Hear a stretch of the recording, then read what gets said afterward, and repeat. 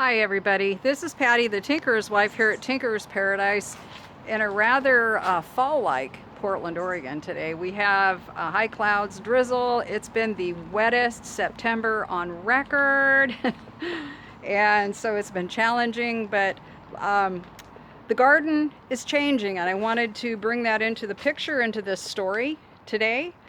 Show you kind of what's going on and what's going down, and share some things I'm going to harvest and some plans that I have for what's happening here. So anyway, let's get to it.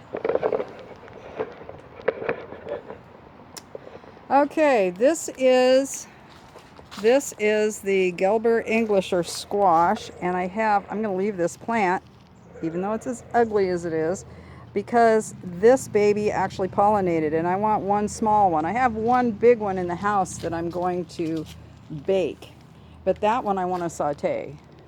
I noticed that these eggplant here, the leaves are starting to show some different colors on them. This means that they're starting to change. You can see the veins, there's a yellowing definitely. So those, I'll probably go ahead and pull those out, take what little bits of fruit is off of them. Same thing here with these. I'm in the mood to not have sad looking things, which is part of this, but the other part of it, it just needs to be cleaned up anyway. Now I don't know if I'm ever gonna get beans off of this, because we're supposed to get into the 40s at night for a couple nights, and I don't know how long a period in the 40s that's going to be, and it may be that we don't get that here, that it'll be other parts of the area that do, because we are very close to the Columbia River Gorge, and oftentimes it will stay warmer here than it does when it cools down in other areas, because we aren't on like the big low flats. We have a lot of hills and valleys and stuff, and this is pretty protected in here. This was a chrysanthemum that was given to me by one of my husband's friends at the memorial, so this will be planted in the yard somewhere. And I'm showing you all this, like, this is real, man. We've had the black aphids from hell this year, and I haven't been able to do anything about them because of all the rain. Really, it has been just drizzly rainy the whole time. I probably could have got out here with some soapy water and sprayed them, but I couldn't bring myself to it, you know. This kale that was planted June 15th is looking like a kale. I'm actually going to get a dinner or two out of that. I'm excited. Now let's go over here to the peppers.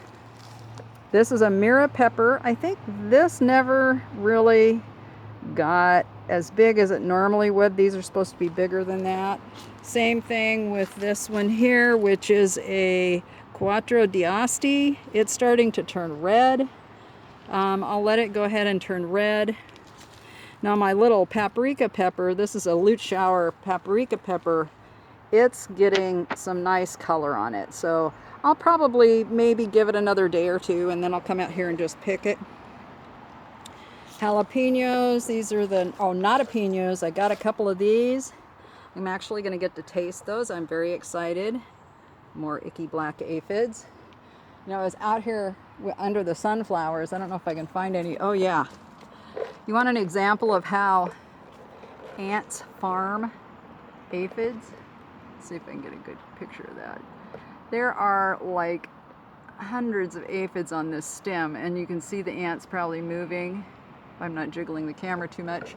Anyway, they move the aphids. So they moved them from down here, moved them up onto these branches here, the newer branches that are more tender. Excuse me, my finger's not in the right spot. Anyhow, I'll get a good look at these flowers. Aren't those beautiful? Had some really nice sunflowers this year. They were such a cheerful spot out here. This is the pumpkin spice jalapeno. I've got one starting to color up there a little bit, and here's one that, you know, these didn't pollinate really great, I don't think. They've got some really strange distortion. Oh, and now my purple jalapeno is looking like it wants to produce fruit up here. This is too funny. It's like getting to be late September, and we got cold weather coming. The peppers are finally getting their legs under them. This is the Trombosino squash, and it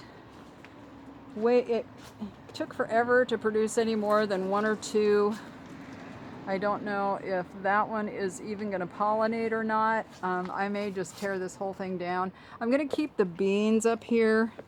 These are still producing, and I've got a lot of babies on here, and I've just really enjoyed this bean. That's the Triofino Violetto bean. I highly recommend that one flavor-wise, and also when you cook it, it becomes a dark green, which is really cool, especially if you have like the yellow ones and that. I have my tomatoes over here. These ones that are in a little more shade didn't do what these other ones did, which was kind of funny. But that's Mr. Ben's, the seeds I saved from a plant he brought home last year. That is vintage wine, which I have eaten one, had to toss another one because it decided to rot in its wrinkles. And then this is Alex's from the neighbor next door, and that tomato has his name on it, so I'll take that over there. The Brad's Atomic Grape is still producing. I will leave this tomato up for a while. We'll see what it does in the cold weather. It might just decide to, ooh, there's another one of Alex's. Might decide to kick it. Barry's Crazy Cherry, a few ripe things on it. This still looking good. That's Oka. It's an oxalis that produces a tuber. For those of you who are new, also these tips are edible, and they taste like wood sorrel because it is related. It has oxalic acid, makes it lemony kind of flavored.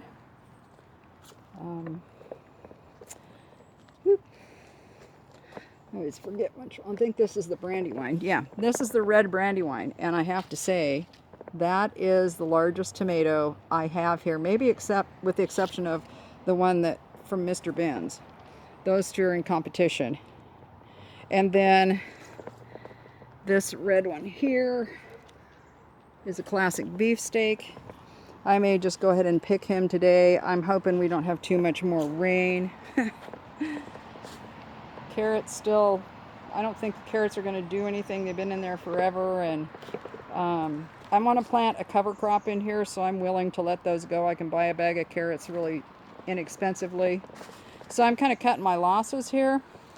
Oh guys, guess what? We actually have a runner bean. I have waited all summer for these. Most of them turned out like this with nothing on them. So it cooled off a little, and I got like one, I think I got 2 beans. 2 beans. There's something wrong with this picture. It was not that hot here this summer. So anyway, I'll do some more picking of the Okinawa spinach. Celeriac staying in here. I grabbed one of the pink Chinese pink celeries. These are very fragrant, and they have kind of a, I want to say it reminds me of fennel. There's kind of this unusual sweetness to them, but they're very strong in flavor. They would be beautiful in a soup or maybe a sauce, something like that. You might want to try that. And then over here, this is the lipstick pepper. These were free seeds from Baker Creek, and I'm excited about these. I may have to go ahead and pick the peppers early, which I don't like doing that because they tend to not be as sweet when you do that, but I want the peppers, so that's what we'll do. And my bunching onions that are looking good. These crazy tree collards right here, and then back there. That guy right there. See how tall they get? So that's what's happening here. Everything is just starting to yellow, like the temperatures are going down and the sun is not as intense here. The vine maple is starting to color up. You can see the colors in those leaves. That's a good indication. I'm not ready for fall. It kind of snuck up on me this year, but you know, regards to everything I've had going on, it's no wonder.